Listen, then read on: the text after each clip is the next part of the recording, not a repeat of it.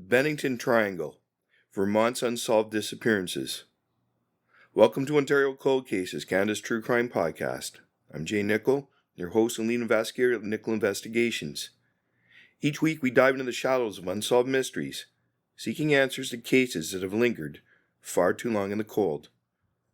For this installment of our True Crime Thursday series, we're stepping beyond Ontario's borders to explore a series of vanishings that have puzzled investigators, families, and communities for nearly 80 years. Today we're heading to the Bennington Triangle, a rugged, forested region in southwestern Vermont, where between 1945 and 1950, at least 5 people disappeared under circumstances that defy explanation. We'll examine each disappearance in detail, with a special focus on the investigations that followed.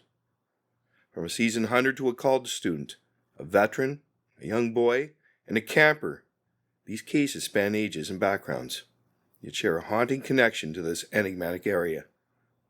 At the heart of our story is Paula Jean Welden, an 18-year-old whose 1946 vanishing became the most infamous of the Triangle's mysteries.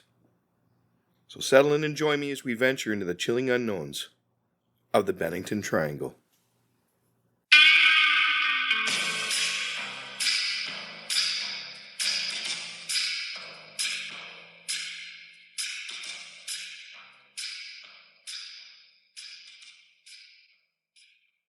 Ontario Cold Cases, Canada's True Crime Podcast. It's a gripping true crime podcast uncovering unsolved murders, disappearances, and forgotten crimes from Ontario and beyond. Told with deep research, compelling storytelling, and a voice for the victims. Join us today, where every clue could lead to answers, and every case deserves a second look.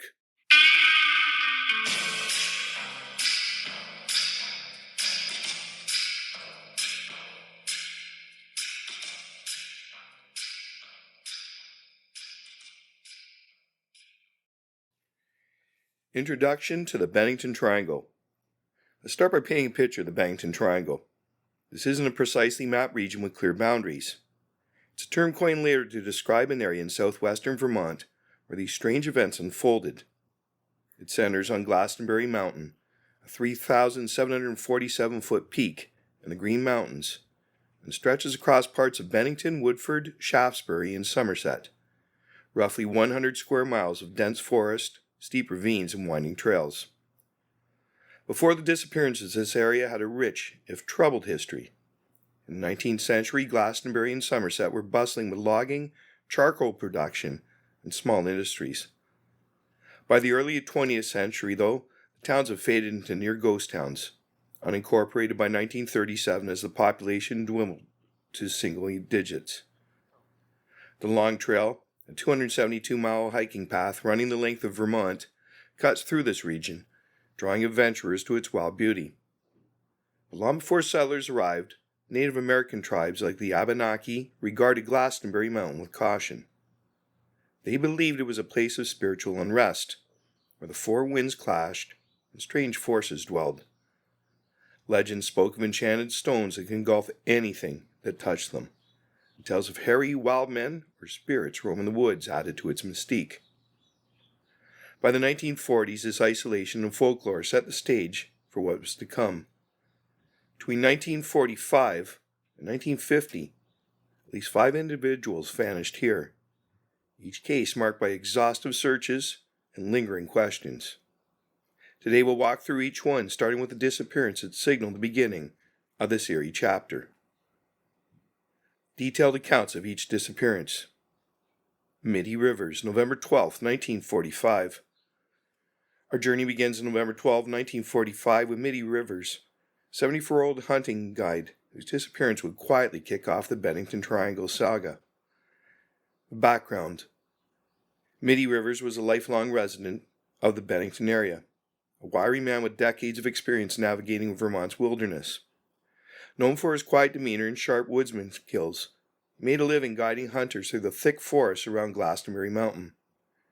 At 74, he was still active, respected for his knowledge of trails, streams, and hidden hollows that outsiders might overlook. The disappearance. On that crisp November day, Rivers was leading a group of 4 hunters from out of state through Bickford Hollow, a wooded area near Glastenbury Mountain. The group was stalking deer, and Rivers, as usual, took the lead, scouting ahead to flush game toward the hunters. Around midday, he moved out of sight, promising to circle back. The hunters, trusting his expertise, continued their pursuit, expecting him to rejoin them soon. Hours passed. By late afternoon, with no sign of Rivers, the group grew uneasy. They called out, fired signal shots, and retraced their steps, but he was gone. Assuming he returned to their base camp near Route 9, they headed back, only to find the camp empty. As dusk fell, they alerted authorities, sparking the first of many searches in the triangle. The investigation. The response was swift. By November 13, a search party of about 300 people assembled, local volunteers, hunters, and woodsmen who knew the area well. On November 15, the effort escalated when soldiers from Fort Devens, Massachusetts joined in, bringing military precision to the operation. For 8 days, they scoured Bickford Hollow, the slopes of Glastenbury Mountain, and nearby streams, covering miles of rugged terrain. Searchers used a grid system, combing the forest shoulder to shoulder in some areas. They checked ravines, hollow logs, and underbrush, aware that Rivers' age might mean he'd suffered a fall or a medical emergency. Aircraft from a nearby airfield conducted flyovers, though the dense canopy limited visibility. The only clue emerged on day 3, a single rifle cartridge, the type Rivers carried for his .30-30 rifle, found near a stream about a mile from where he was last seen. It suggested he'd been in that area, but there were no footprints, no blood, no torn clothing, nothing to indicate what happened next. Investigators interviewed the hunters repeatedly. They confirmed Rivers was in good spirits, sober, and equipped with his rifle, a knife, and basic supplies. There was no evidence of an argument or foul play within the group. Local police considered animal attacks. Bears and mountain lions were present, but found no tracks or remains to support this. Theories. Several possibilities emerged. Lost or disoriented. Even an expert like Rivers could have misjudged the trail in the fading light. Yet his intimate knowledge of the area makes this hard to swallow. Accident. A fall into a ravine or a sudden heart attack, common for a man his age, were plausible. The lack of a body after such a thorough search puzzled everyone. Foul play. Could someone have encountered Rivers in the woods? No suspects or motive surfaced, and the hunters were cleared. Supernatural. Locals whispered about the Bennington monster, a creature tied to regional folklore, though officials dismissed this as superstition. The outcome. By November 20th, with winter closing in, the search was called off. Middie Rivers was declared missing, presumed dead.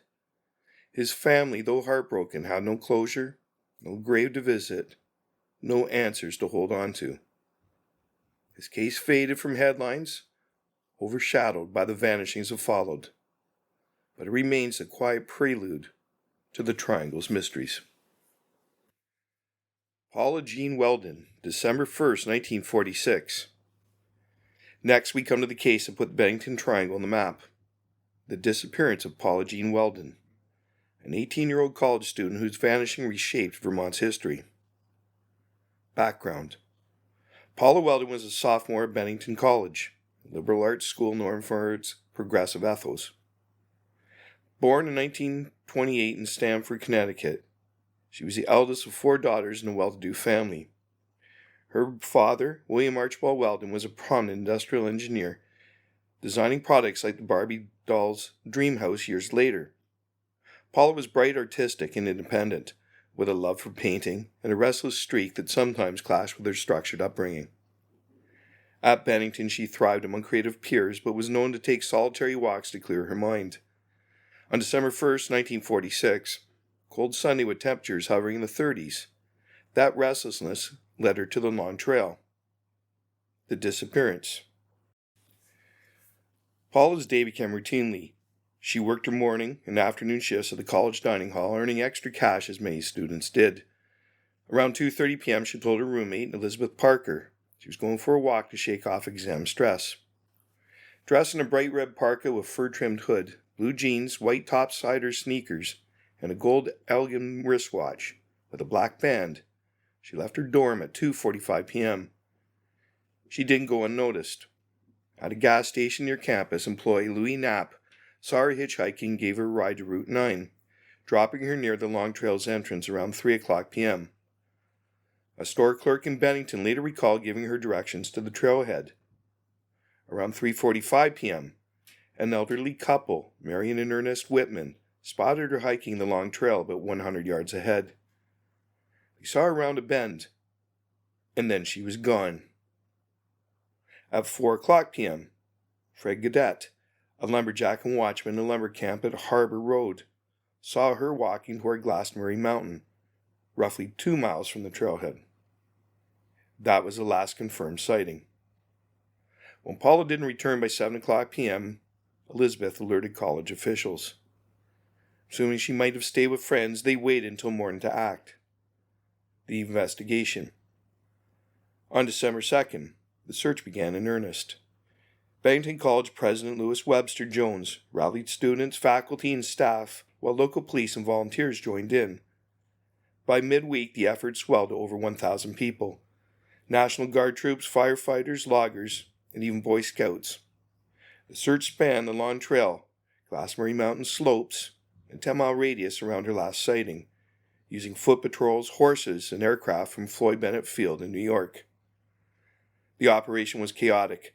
Vermont had no state police force in 1946, so Sheriff Clyde Peck and Bennington County State's Attorney George Aiken coordinated efforts with limited resources. Volunteers trampled potential evidence, and jurisdictional disputes hampered progress. Searchers found nothing. No scraps of her red parka, no footprints in the frozen ground, no signs of a struggle. Witness interviews offered conflicting leads. The Whitmans were certain of their timing, placing Paul on the trail at 3:45 p.m. Fred Gaudette's account was less reliable. Initially, he claimed he'd seen her, then said he might have been mistaken, and later boasted to friends he knew where she was buried, only to retract it as drunken bravado. Police hauled him in for questioning in December 1946, and again in 1952, after new tips, but found no evidence tying him to the case. Paula's father arrived on December 3rd, furious at the disorganized response. He hired private investigators, offered a $5,000 reward, about $70,000 today, and pressured authorities. His frustration boiled over in a press conference, where he accused locals of hiding something and criticized Vermont's lack of state police force. Theories drove the investigation in multiple directions. Lost in the woods, searchers checked caves, cliffs, and streams, but the scale of the effort, over 600 square miles by week's end, made survival unlikely without a trace. Foul play. Gaudette and a local man, Carl Cosma, who'd acted suspiciously, were scrutinized.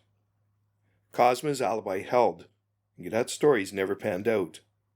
No physical evidence of violence emerged. Runaway. William Welden suggested Paula might have fled family pressures, but her friends insisted she was happy at school. No bank activity or sighting supported this. By December 15, with snow blanketing the area, the official search ended, though smaller efforts continued into 1947. In 1955, a lumberjack reported finding human bones near Route 9, but tests were inconclusive, possibly animal remains. Theories: hypothermia or accident. The simplest explanation. Paula got lost, fell or froze. Falters against the lack of remains after such a massive search. Murder. Suspicion lingered on Gaudette, but no proof surfaced. Other locals were cleared over time. Voluntary disappearance. Unlikely given her lack of resources and the harsh conditions. Supernatural.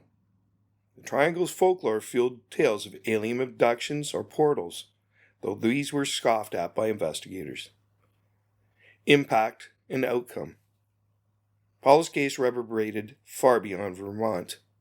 Her father's advocacy led to the Vermont State Police creation in July 1947, a direct response to the investigation's failures. The mystery-inspired Shirley Jackson's 1951 novel, Hangs a Man, and influenced Donna Tartt's The Secret History. Paula was declared legally dead in 1953, but her family never stopped hoping. Her vanishing remains Vermont's most famous cold case, a symbol of the Triangle's enduring enigma. James Tedford, December 1st, 1949. 3 years to the day after Paula's disappearance, on December 1st, 1949, the Triangle struck again, this time in a way that defies logic. Meet James Tedford, a 68-year-old veteran whose vanishing from a moving bus is one of the strangest cases on record. The background. James Edward Tedford was a World War I veteran from Underhill, Vermont. By 1949, he lived at the Bennington Soldiers' Home, a residence for elderly or struggling vets. Described as quiet and unassuming, he'd been married, but his wife Pearl had left him years earlier, possibly during his service. On November 28, 1949, he traveled to St. Albans to visit relatives, including a cousin, for the Thanksgiving holiday.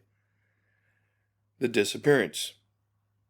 Tedford boarded a Greyhound bus in St. Albans on December 1st, around 2:00 p.m., bound for Bennington, a 120-mile trip with stops in Burlington and Manchester. At Burlington, 40 miles in, he transferred buses and was seen by passengers settling into a seat near the back, carrying a small suitcase and a bus timetable. The driver, Robert Goodrich, later confirmed Tedford was aboard of the Manchester stop, 30 miles from Bennington, around 7:00 p.m. The bus rolled through the dark with no scheduled stops until Bennington. At 7:45 p.m., it pulled into the Bennington depot. Passengers disembarked, but Tedford wasn't among them.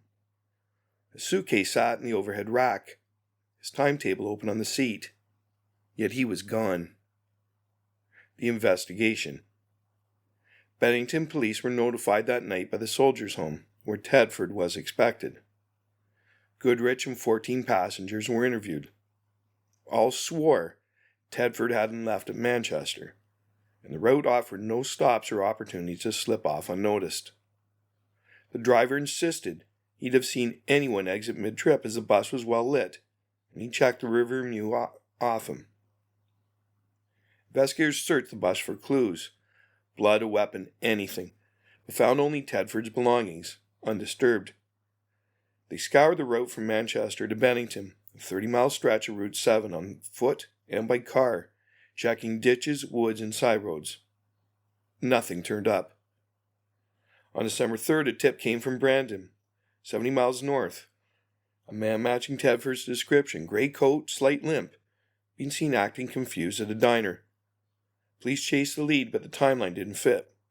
Tedford couldn't have backtracked that far without transport.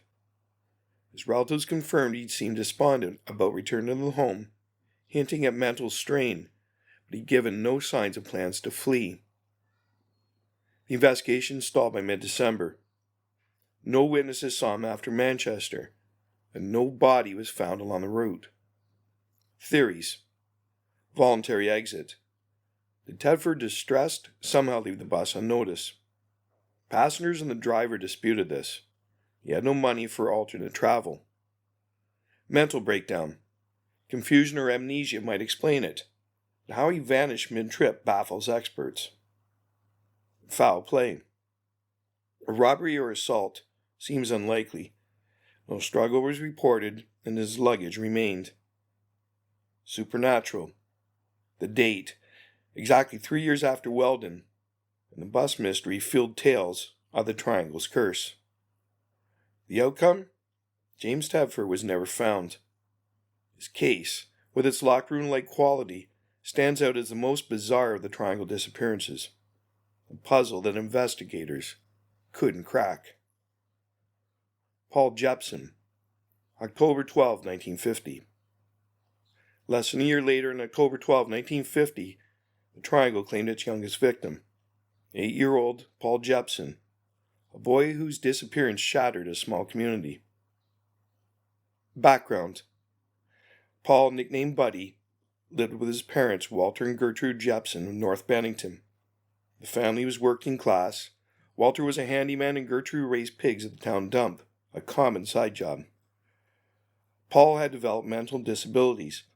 Details are scarce, but he was described as easily distracted and prone to wandering. At 8, he was small for his age, with light brown hair, often wearing a red jacket or tan coveralls that blended with the fall landscape. The disappearance. That Thursday, Gertrude took Paul along to feed the pigs at the dump, a mile from home off Route 67A. Around 3:30 p.m., she left in the family's red truck, parked near a shed, while she worked 100 yards away. She'd done this before. Paul usually stayed put, playing or napping. At 4 o'clock p.m., she returned less than 30 minutes later and found the truck empty. Gertrude searched the dump, calling his name, then drove home, hoping he'd walk back. When Walter confirmed Paul wasn't there, they called police at 4:30 p.m. The investigation. Bennington County Sheriff Robert Wilson launched a search that evening, starting with 50 locals and state troopers from the newly formed Vermont State Police. By October 13, it grew to 300, police, firefighters, hunters, and residents, covering the dump, nearby woods, and Glastenbury Mountain's base, 5 miles away. On October 14, bloodhounds from New York State Police arrived. Starting at the truck, they tracked Paul's scent halfway a mile to an intersection on Route 67A, near where Paula Welden was last seen, before the trail vanished. Rain the previous night might have washed it away, or some speculated a vehicle picked him up there. Searchers used megaphones, signal flares, and aircraft from Rutland Airport, focusing on the lawn trail and wooded areas Paul's father said he'd been fascinated by. Walter noted Paul's recent obsession with going to the mountains, adding a chilling layer to the case. No clues surfaced. No jacket. No footprints. No witnesses beyond Gertrude. On October 15, police questioned truck drivers at the dump. All were cleared. A psychic from New Jersey, contacted by the family, claimed Paul was alive in a cave, but searches of local caves found nothing. By October 20, with no leads and colder weather setting in, the effort scaled back, though volunteers persisted into November. Theories. Abduction. The scent ending at a road suggested a motorist took him, intentionally or after an accident. No ransom or sightings followed. Lost. Paul might have wandered off, drawn by the mountains, and succumbed to exposure. His disabilities could explain his silence. The search's scope challenges this. Accident. Walter theorized a truck hit Paul, and the driver hit the body. No evidence supported this. Outcome. Paul Jepson was never found. His parents lived with guilt and grief. Their simple outing turned into a nightmare that remains unsolved. Frieda Langer, October 28, 1950. Just 16 days after Paul's disappearance, on October 28, 1950, the Triangle's final known victim vanished. Frieda Langer, a 53-year-old whose case offers a rare if incomplete resolution. Background. Frieda Langer lived in North Adams, Massachusetts with her husband Max. A sturdy, outdoorsy woman, she loved camping and hiking with her family. On October 28, she joined her cousin Herbert Elsner, his wife, and others for a weekend at a campsite near Somerset Reservoir, a remote spot 10 miles from Bennington. The disappearance. Around 3 o'clock p.m., Frieda and Herbert set out on a short hike along a logging trail near the reservoir. Quarter mile from camp, Frieda slipped into a shallow stream, soaking her clothes. At 53, she wasn't keen on catching a chill, so she told Herbert to wait while she returned to change, about 400 yards back, a 10-minute walk. Herbert agreed, resting on a log. By 3:30 p.m., when Frieda didn't return, Herbert walked back to the camp. She wasn't there. The family searched nearby, then called police at 4 o'clock p.m. The investigation. Vermont State Police and Bennington Sheriff's deputies arrived by 5 o'clock p.m., launching a search with 50 volunteers. By October 29, it ballooned to 400. Police, National Guard, firefighters, and locals, covering a 5-mile radius around the campsite. Aircraft from Pittsfield, Massachusetts, scanned the reservoir and woods while divers checked the water, suspecting she'd fallen in. For 2 weeks, they found nothing. No footprints, no scraps of her gray jacket or blue jeans. The terrain was swampy with ponds and streams that complicated efforts. On November 11, the official search ended, though family and friends continued. On May 12, 1951, a breakthrough. Fishermen found a woman's body in the east branch of the Deerfield River, 3.5 miles from the campsite near an open field off Somerset Road. Dental records confirmed it was Frieda. Oddly, this area had been searched in October, though less thoroughly due to its distance. The autopsy was inconclusive. Decomposition after nearly 7 months left no clear cause of death. No fractures or wounds were noted, though soft tissue evidence was gone. Her clothes were intact, ruling out animal scavenging. Theories. Accident. Frieda might have fallen into a pond, drowned, and been carried by spring runoff to the river. The initial search missing her body suggests it moved later. Lost. Disoriented after the fall, she could have wandered off and died of exposure. The body's location challenges this timeline. Foul play. Unlikely given no signs of violence in her proximity to family. The outcome? Frieda's body provided closure, but not answers. Her death certificate lists unknown causes, making her case the triangle's only recovery and its final mystery. Up next, patterns and common theories.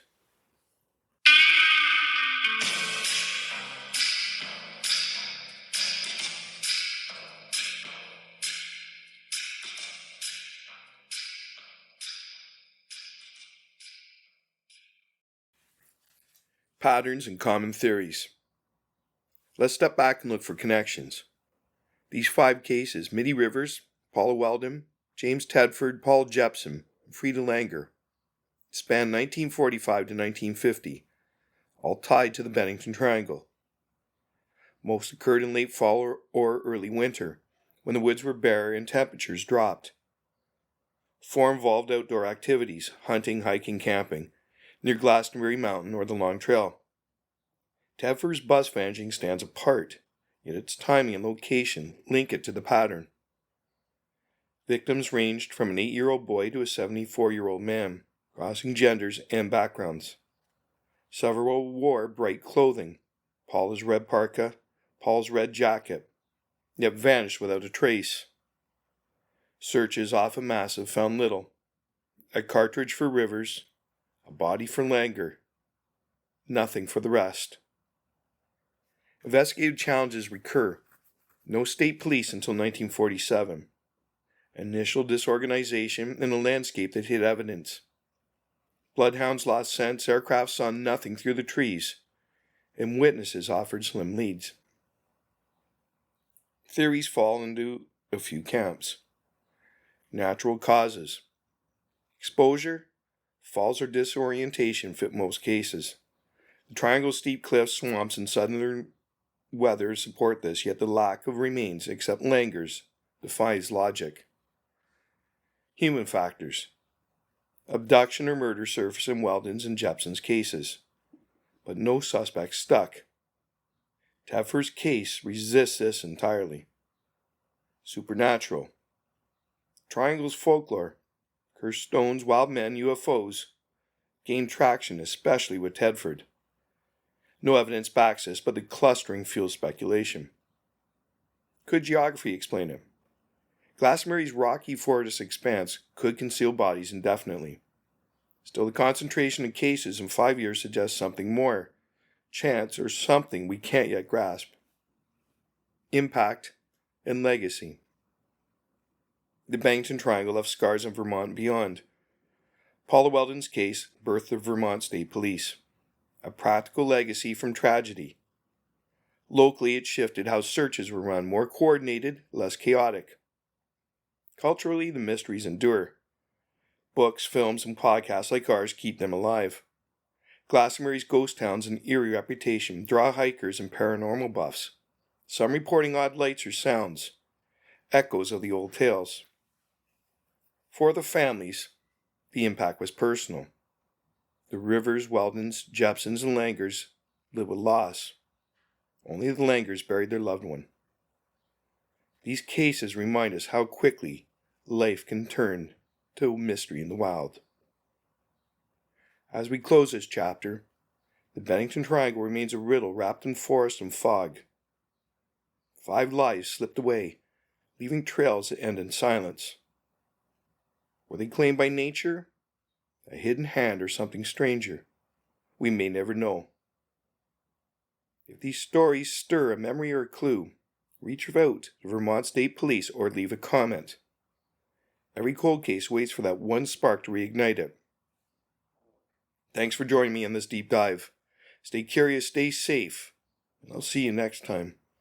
Because every case deserves answers, and every victim deserves justice. Subscribe now to Ontario Cold Cases, Canada's True Crime Podcast. Episodes available wherever you get your podcasts.